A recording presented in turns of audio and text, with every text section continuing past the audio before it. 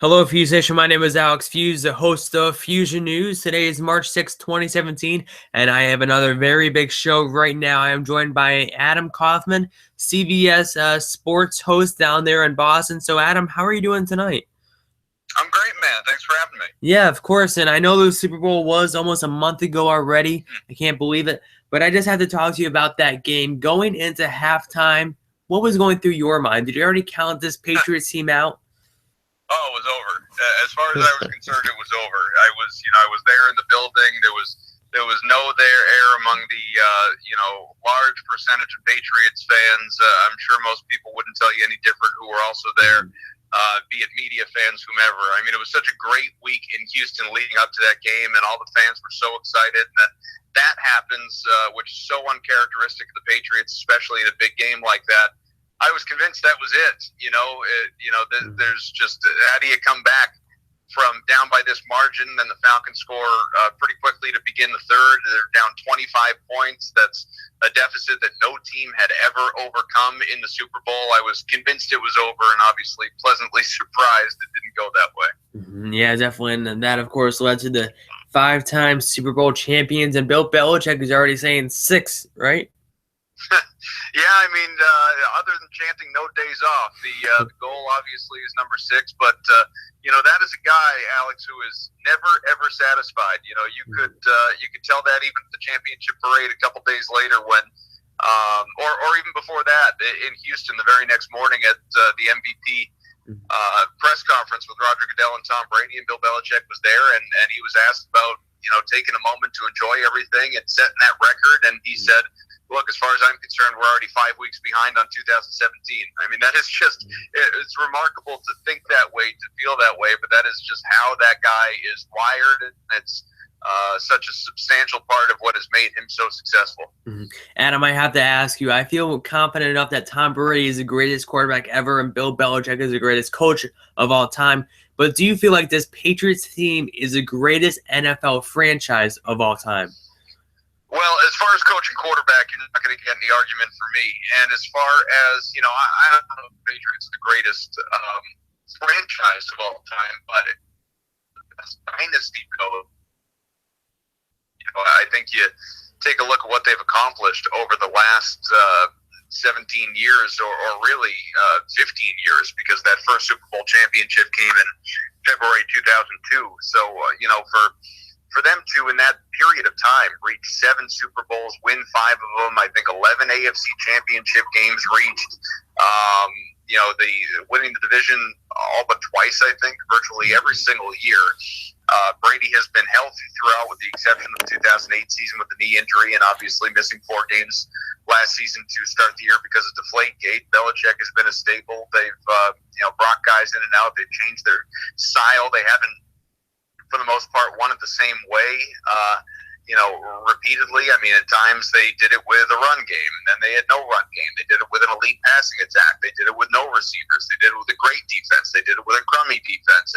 And it was just, at the end of it all, or at the root of it all, there was always Belichick and Brady. And, I asked a lot of people, former NFL players and Hall of Famers, that question when I was out in Houston patrolling Radio Row, and I asked Chris Carter, how he felt about that, and he about laughed me out of the room. He didn't think the Patriots were the best dynasty at all. He said, how old are you? Did you ever see the, Terry Bradshaw sitting across the room?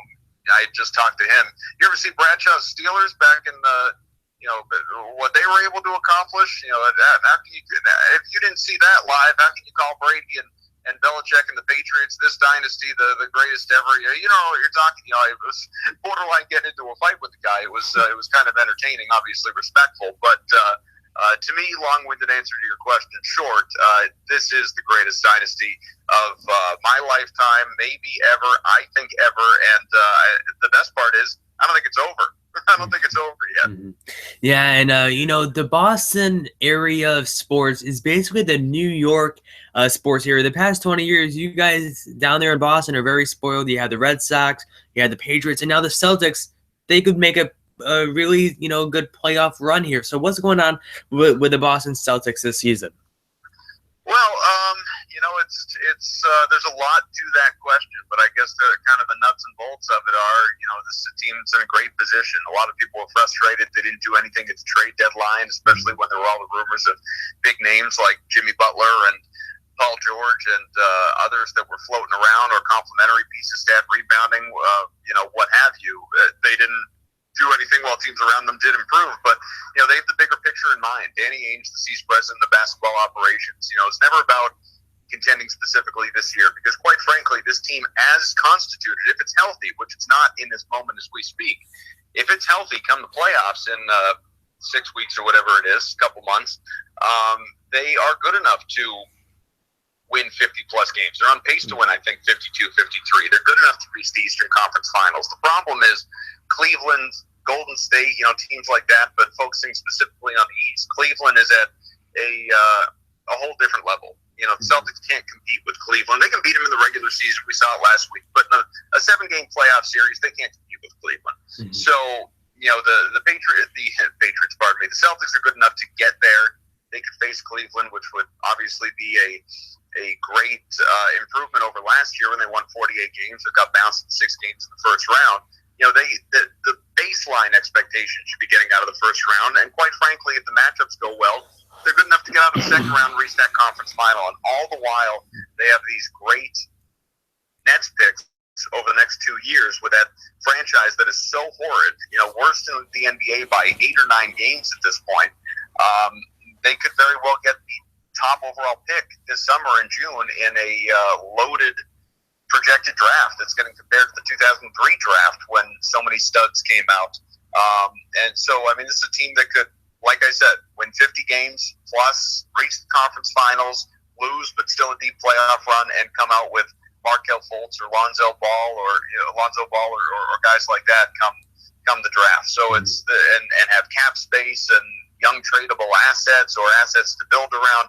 I could go on and on for an hour alone, but the bottom line is the Celtics as a franchise are in a great place. And it should be very interesting to see how this team plays out in the next few weeks. Now, Adam, we'll switch gears and talk some baseball. I know we're just a few weeks into spring training, and this Red Sox team is looking okay. We had the questionable David Price injury. It might just be overreacted in spring training, not really sure, but I have to ask you about Pablo Sandoval. He is looking to come back and make his comeback big this season, of course, missing all of last season. Do you feel like if Pablo Sandoval comes back and makes his comeback here, he could fill that void of Big Papi David Ortiz? No chance. Nobody could. You short of acquiring, somebody like Mike Trout or some of these studs around the game that are always in the MVP conversation, because that's what David Ortiz was last year. Never mind his leadership in the clubhouse, but what he did obviously on the field, or not specifically because he didn't field, but as the designated hitter, those are numbers that are going to be difficult to replace. Now, they have a lot of guys that I think they can collectively replace a lot of it, but no individual is going to come in and do it that's on this roster, or even for the most part that they could trade for. It's certainly not Pablo Sandoval, who was terrible 2 years ago in his first year in Boston. Last year played in only I think 3 games and was 0 for 6 or something like that. Whatever the hell he wasn't any good, and obviously had shoulder surgery, so he's trying to recover from that. And unlike last year, Travis Shaw was traded away. Yohan Moncada was traded away. They don't have any depth at third base behind him other than utility guys like Brock Holt, Marco Hernandez, Josh Rutledge if he makes the team. So there's pressure on Sandoval, never mind replacing Ortiz, just to perform, just to stay in the lineup, just to be healthy, just to be respectable, and maybe be what he was back in 2014 when he still wasn't what he was in his earlier years with the Giants. That's the hope for Sandoval. But, I don't know. I don't know that Hanley Ramirez can do what he did last year when he had a great offensive year. I don't know that Pedroia can stay healthy again and do what he did.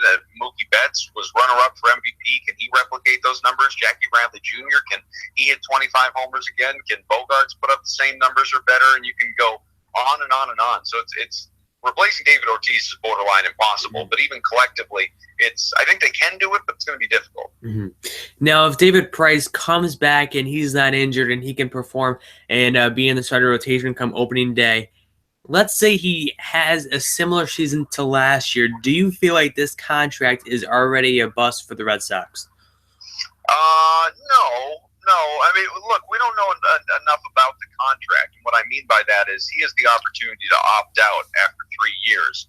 So it doesn't have to be a 7-year deal. And as far as I'm concerned, if he has a few good years with the Red Sox and opts out, good. Like, that's what I want. I don't want, the Red Sox to be stuck for 4 more years with David Price in his mid to late 30s at $31 million a year. That's terrible. I want him to opt out. And this injury concern, because I don't think he's going to be ready for opening day. I'd be shocked if he is.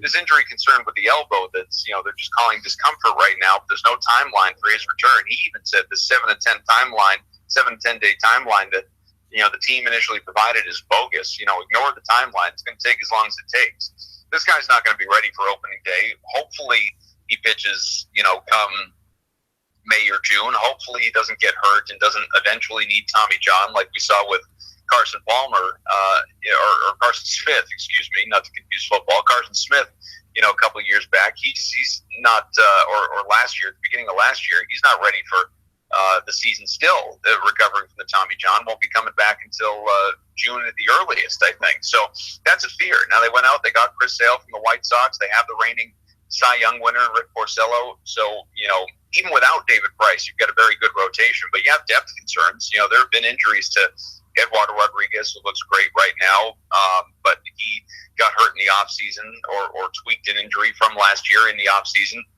Stephen Wright is not perfectly healthy. Drew Pomerantz is not perfectly healthy. There's not a lot in the minors. So you really need Price. But I guess I've kind of bounced away from your question. As far as the contract being a bust or not, if last year, I think he'll be better if he's healthy. I think he'll be better than what he was last year when, by the way, he had a sub-4 ERA, 17 wins, led the majors in innings pitched. It wasn't a bad year. It just wasn't your prototypical David Price year. It wasn't what people expected for $31 million. My hope is still, again, that he can avoid this surgery, pitch well enough the next couple of years to believe that some, idiot franchise is going to pay him more than what the Red Sox already owe him for the final 4 years of that deal, and he can opt out and go be somebody else's problem at that point. Well, Adam, you just lined out a lot of questions that the Red Sox probably didn't want to answer this early in the MLB season. Well, Adam, I want to say thank you for coming on my show tonight, and I want, where can the fans follow you on Twitter to follow along throughout the whole Celtics, MLB, Red Sox, Patriots season? Sure. It's at Adam M. Kaufman. So easy enough to remember on Twitter, and, try and keep it as entertaining as possible every once in a while anyway. But I appreciate you having me on. It was fun. Yeah, and I look forward to hoping to have you on later in the MLB season to talk to some more baseball. Count on it. Okay, great. Thank you, Adam. Okay, Fuse Nation, thank you for listening to this Fuse Nation episode. I'll be back here live on Wednesday with another live show. Thanks again for listening. I will see you on Wednesday. Be kind to one another.